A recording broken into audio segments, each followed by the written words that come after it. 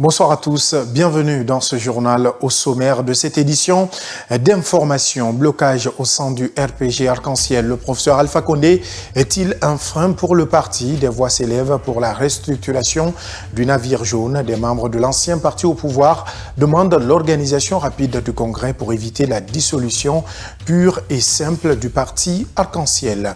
Dans ce journal également, nous mettons le cap sur le grand marché de Madina.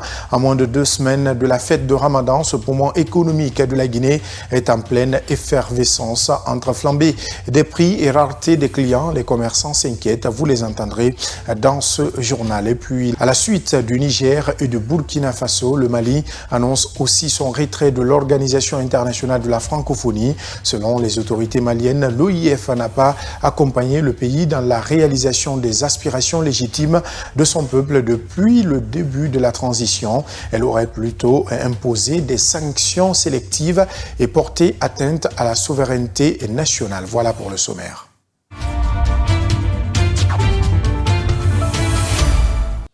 Encore une fois, bonsoir et bienvenue. Peut-on parler de crise au sein du RPG Arc-en-Ciel? En tout cas, des jeunes demandent à l'ancien président Alpha Condé de procéder à la restructuration du parti et d'organiser un congrès dans les plus brefs délais afin d'éviter la dissolution du parti. Pour certains membres, dont Sekouna Nassila, le principal obstacle à la refonte du parti reste le professeur Alpha Condé lui-même. En exemple, il cite sa réaction après l'annonce de la suspension du RPG par le ministère de l'Administration, du Territoire et de la Décentralisation la semaine dernière. Mamadou Tanouba pour plus de détails. La suspension du RPG Arc-en-Ciel par le ministère de l'Administration du Territoire à l'issue de l'évaluation des partis politiques met à nu l'incompréhension qui règne entre la vieille garde et la jeunesse de l'ancien parti au pouvoir. Sekouna Nassila pense que la position tranchée d'Alpha Condé contre le régime militaire n'est pas de nature à apaiser la situation. Malheureusement, après la suspension, sa sortie ne va pas dans le sens de l'apaisement, sa sortie ne va pas dans le sens d'encourager les réformes exigées pour que le parti puisse survivre. Voilà, il soutient que la suspension est un non-événement, chose qui coûterait la vie juridique au parti, et ce serait très dommage. Il est clair pour ces jeunes du RPG que le véritable obstacle pour aller vers une restructuration du parti est l'ancien président qui, selon Sekounana, refuse d'organiser le congrès. Le dernier congrès au sein du RPG Arc-en-Ciel a été tenu dans les années 93-94. Faites la différence. On est à plus de 30 ans. Il y a plus de 30 ans que le parti n'a pas connu un véritable congrès. Pour éviter une éventuelle dissolution du RPG, Sekouna Nassila demande à Alpha Condé d'accepter de restructurer le parti. Dans le cas contraire, il appelle le bureau politique à prendre ses responsabilités. Le président Alpha Condé n'a qu'à accepter de restructurer le parti. S'il n'accepte pas, au bureau politique national, à la direction nationale, aux instances nationales du parti, de prendre leurs responsabilités. À moins que ces bureaux ne préfèrent que le parti soit dissous. À l'image de Sekouna Nassila, plusieurs jeunes du navire jaune estiment qu'il est temps pour l'ancien président de prendre sa retraite politique afin de permettre au RPG de survivre à la tempête. Dans l'actualité judiciaire, la Cour de justice de la CEDEAO a tranché en faveur de 5 citoyens guinéens, Ibrahima Cherif Ba, Abdoulaye Ba, Mamadou Sellou Baldé, Ousmane Gawal Diallo et Étienne Soropogui. Ils dénoncent des violations graves de leurs droits fondamentaux, notamment la détention arbitraire et le non-respect du droit à un procès équitable. Germaine Mansari. La Cour a reconnu les violations des droits, en particulier le droit à un procès équitable. Elle a mandaté l'État guinéen à verser 5 millions de francs CFA à chacun à titre d'indemnisation. Cet arrêt fait suite aux événements survenus après les élections de 2020 en Guinée. Au cours de ces élections, des personnes ont fait l'objet d'arrestations arbitraires et d'accusations infondées. Le gouvernement a défendu ces actions en citant des crimes graves tels que la possession illégale d'armes et des troubles à l'ordre public. Malgré la défense du gouvernement, menée par des juges dont l'honorable Ricardo Claudio Montenegro González, en faveur du respect de la justice, l'arrêt souligne le respect essentiel des droits fondamentaux dans le cadre des procédures judiciaires. Pendant ce temps, à Koya, un mouvement dénommé Kike Talawasi Doumbouya Bay a vu le jour. C'est en soutien aux idéaux du président Mamadi Doumbouya dans ses actions de refondation entreprise pour la Guinée. L'initiative est de Eric Brice Tamba Camara, un citoyen de Somaya Mosquée. Le mouvement a été lancé avec l'adhésion de plusieurs citoyens acquis à la cause et pour dynamiser l'initiative, un tournoi de football est organisé dans le quartier Ansoubaï le Baldé.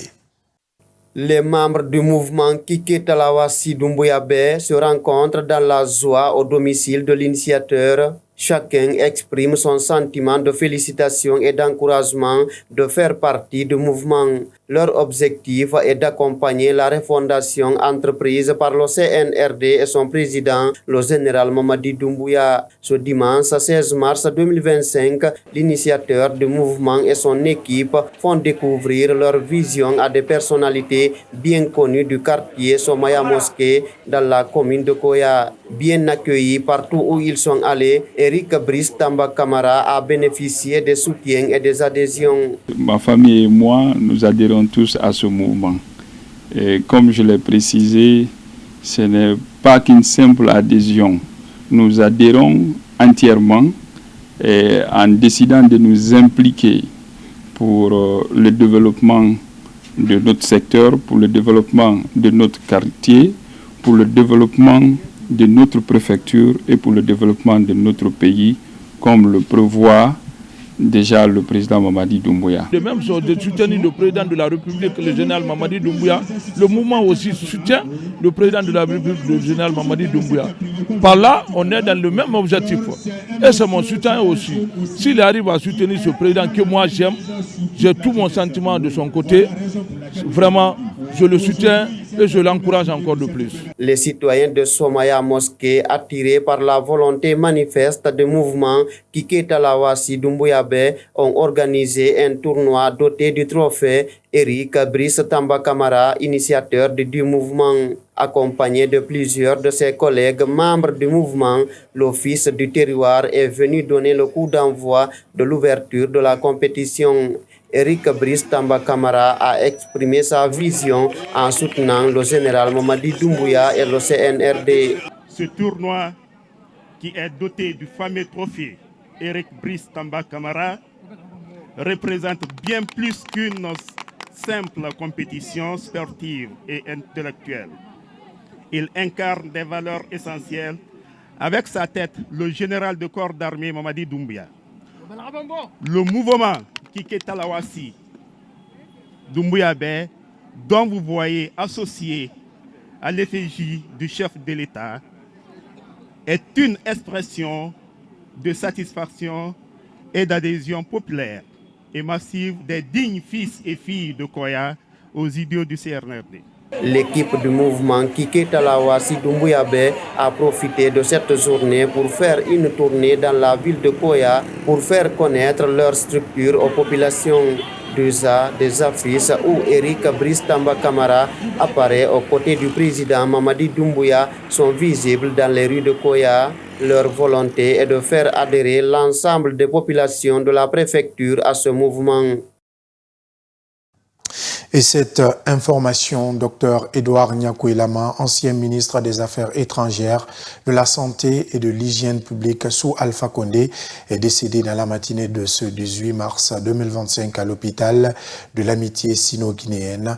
Médecin et homme politique de renom, il a occupé tout au long de sa carrière divers postes de haut niveau au sein du gouvernement guinéen, laissant derrière lui un héritage marqué par d'importantes contributions au service de la nation. Edouard Nyanko-Ilama, médecin respecté né à Boé-Nord, à Ziré-Kori, est décédé dans la matinée du 18 mars 2025 à l'âge de 79 ans, des suites d'une maladie à l'hôpital sino-guinéen de Conakry. Il a mené une brillante carrière au sein de l'administration guinéenne et a fait partie de la première promotion de la faculté de la médecine. Tout au long de sa vie, le Dr Lama a été professeur et chef du service des maladies infectieuses à l'hôpital national d'Onka avant d'être nommé directeur général, puis ministre de la Santé et de l'Hygiène publique à partir de 2018. Dans son parcours politique, il a notamment été ministre des Affaires étrangères sous le président Alpha Condé entre 2010 et 2012. Ces dernières années, il s'est retiré de la vie publique à la suite des pertes personnelles,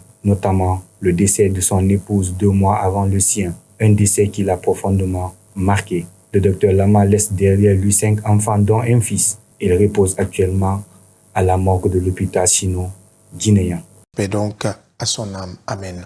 À l'approche de la fête de Ramadan, je vous l'annonçais au sommaire, le marché de Madina est en pleine effervescence. Clients et étalagistes se partagent les petits passages ensevelis dans un marché plein à craquer. Mais entre flambée des prix et baisse de la clientèle, les commerçants expriment leur inquiétude. Khadija Kaba s'est rendue sur place. Suivez son reportage. Dans le plus grand marché de la capitale Madina, l'activité est intense. Pourtant, sous cette façade animée se cache une réalité troublante. Les commerçants expriment leurs inquiétudes face aux défis qui se profilent à l'horizon.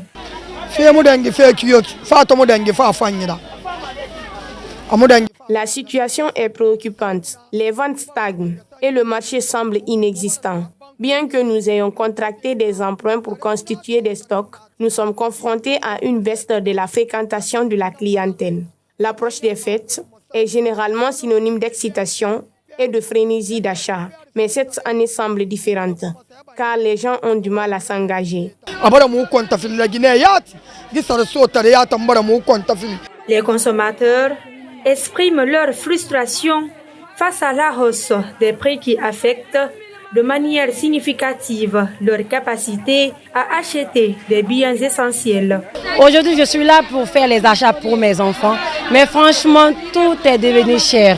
Pouvoir revoir le marché, parce que des trucs qu'on pouvait même avoir à 35 000, à 30 000, actuellement on te dit 50 000, 60 000. Le marché est devenu hyper cher. À l'approche des fêtes de fin d'année, l'enthousiasme est tempéré par les difficultés économiques actuelles. Traditionnellement marquées par la joie et la célébration, les festivités de cette année peuvent sembler réduites à raison des contraintes financières. En fait, là c'est sans commentaire, comme vous le voyez sur le terrain, il n'y a pas assez de monde. Donc on est là, on s'accroche, on fait de notre mieux, ça va. À Madina, le marché est le théâtre de discussions animées entre vendeurs et acheteurs. Les deux parties s'efforcent de conclure des accords favorables dans une situation économique fluctuante. Et puis, la Guinée peine à faire valoir ses arbitres au niveau des compétitions africaines, ce qui dénote de la faible ressource dont dispose le pays dans ce domaine. En 2025, seulement 15 arbitres guinéens, dont 4 femmes, sont sur la liste de la CAF, un quota jugé insuffisant, d'autant plus que ces arbitres font face à des difficultés, notamment la barrière de la langue anglaise. Ansoubaï Le Baldé a rencontré un instructeur des arbitres pour en parler. Regardez.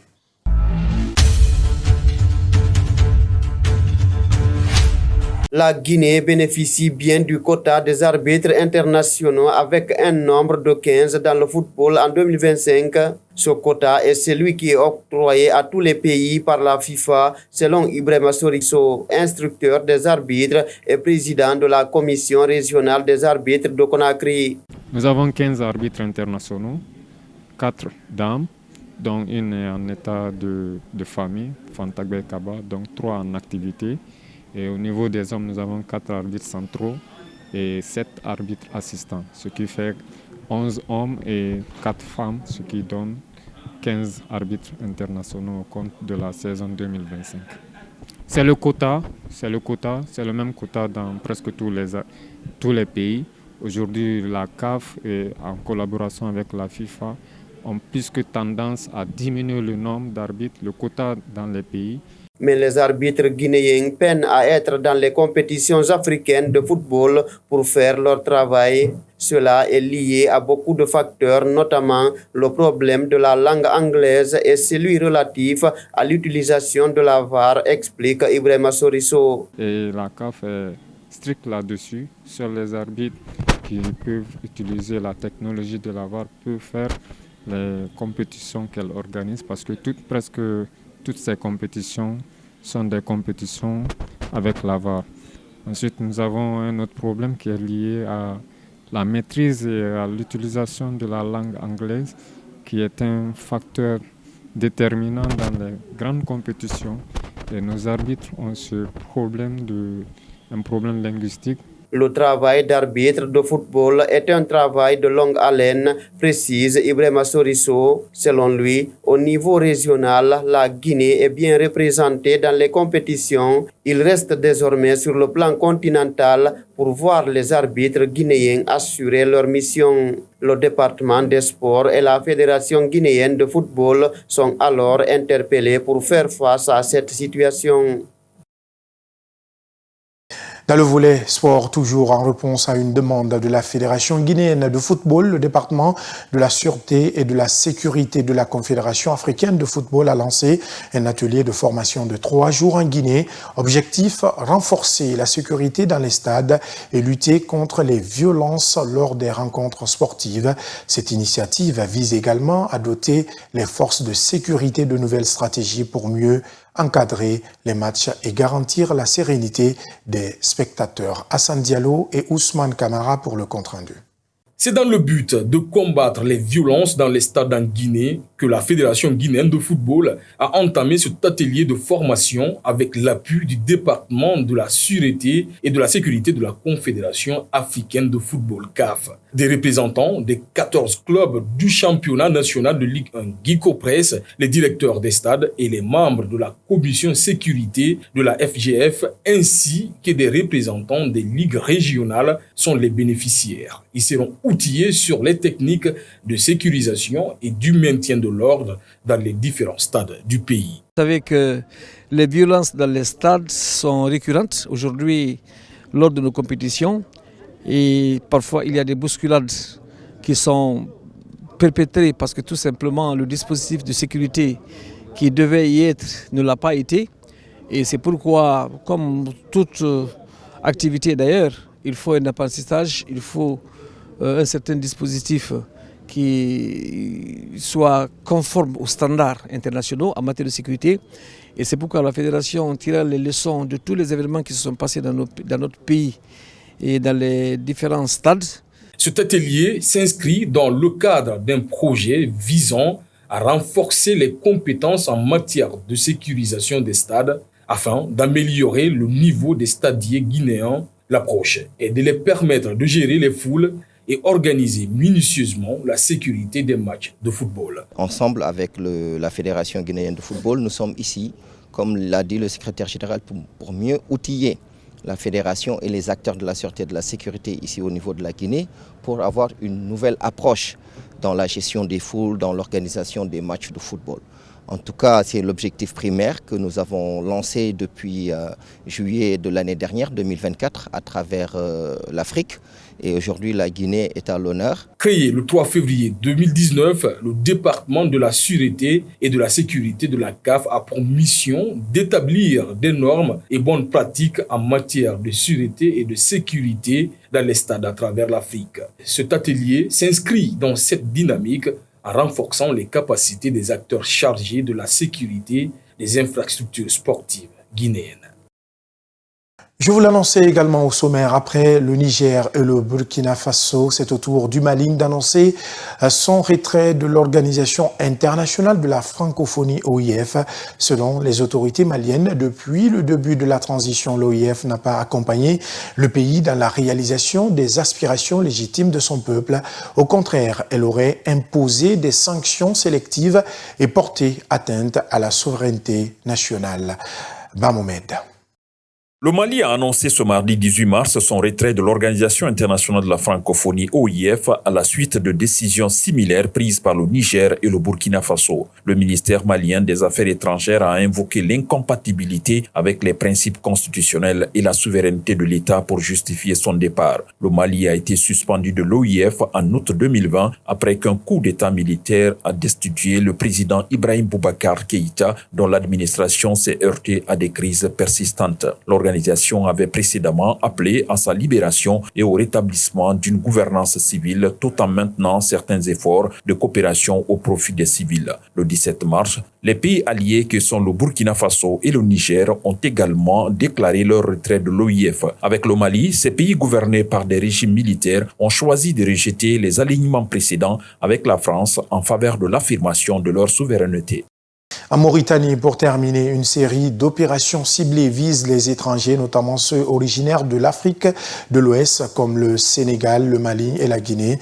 Depuis le début du Ramadan, de nombreux ressortissants de ces pays ont été interpellés lors des raids avant d'être rapatriés, accusés de chercher à immigrer illégalement, une situation qui soulève des interrogations sur le respect des droits humains et le cadre juridique encadrant le traitement des migrants en Mauritanie. Germaine Mansaré.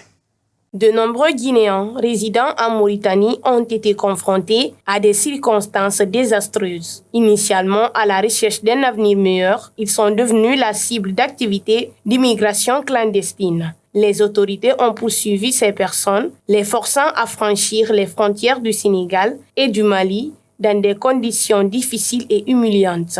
Cette situation souligne l'urgence de trouver des solutions pour protéger les migrants vulnérables dans la région. Cette situation, comme tant d'autres que nous avons connues, nous fait toujours un pincement du cœur. Parce que ce sont des êtres humains qui cherchent le mieux vivre. Parce que je dois rappeler aux gens aujourd'hui, si les gens migrent, c'est pour chercher le bien-être. On se déplace d'un point A à un point B dans l'espoir de trouver mieux ailleurs. Les Guinéens sont actuellement confrontés à une situation grave. Ils se sentent négligés et isolés face aux difficultés qu'ils rencontrent. Maître Koné Aimé Christophe Labilé souligne que les migrants sont souvent perçus de manière négative dans les pays où ils cherchent refuge. Vous savez, de mon analyse, l'étranger est toujours le malvenu. Quand il y a un problème dans un pays, on pense que ce sont ceux qui ont migré qui vous ont apporté cela. On a vu dans certains pays, on pense que le migrant est venu leur enlever leur job, les emplois qui étaient ici, ça diminué parce qu'il y a des étrangers là. C'est un faux fuyant, c'est un faux fuyant. Il faut quand même qu'on cherche de quoi vivre. Il faut que nos dirigeants cherchent à stabiliser les pays. Et c'est cela aussi il faut interpeller nos autorités parce que ce n'est pas une partie de plaisir de quitter ce choix. Si je prends particulièrement le cas guinéen, tel que la nature nous a dotés, le Guinéen ne devait pas sortir. On devait peut-être quitter là pour aller faire du tourisme. Les autorités guinéennes doivent prendre des dispositions pour mettre fin à ces violations des droits de l'homme et le respect de la dignité humaine, répond notre interlocuteur. Aucun État au jour d'aujourd'hui n'est pas signataire de la Déclaration universelle des droits de l'homme. Donc, ce que nos compatriotes sont en train de subir, c'est une violation de leurs droits. C'est une violation des droits de l'homme. En cela, l'État doit interpeller aussi son homologue, les autorités doivent interpeller leur homologue pour que nos compatriotes puissent être traités avec dignité. C'est vrai qu'on peut expulser quelqu'un d'un pays, mais il faudrait qu'on puisse respecter les lois internationales en la matière. Il faut que la dignité reste à l'être humain. C'est en cela que j'interpelle non seulement les autorités guinéennes, mais aussi les autorités mauritaniennes pour qu'ils puissent donner du contenu à leur action. Ils ne sont pas obligés de garder nos compatriotes chez eux, mais en les expulsant, il faudrait aussi qu'on puisse respecter les règles en la matière. Les ressortissants guinéens restent bloqués dans la capitale mauritanienne ainsi qu'au poste frontière avec le Sénégal et le Mali. Leur situation met en évidence les difficultés auxquelles sont confrontées les personnes qui cherchent à traverser ces régions en se heurtant à divers obstacles. C'est la fin de cette édition d'information. Merci de nous avoir suivis. L'information continue sur notre site le www.siaminfo.com. Très bonne soirée à tous. Merci.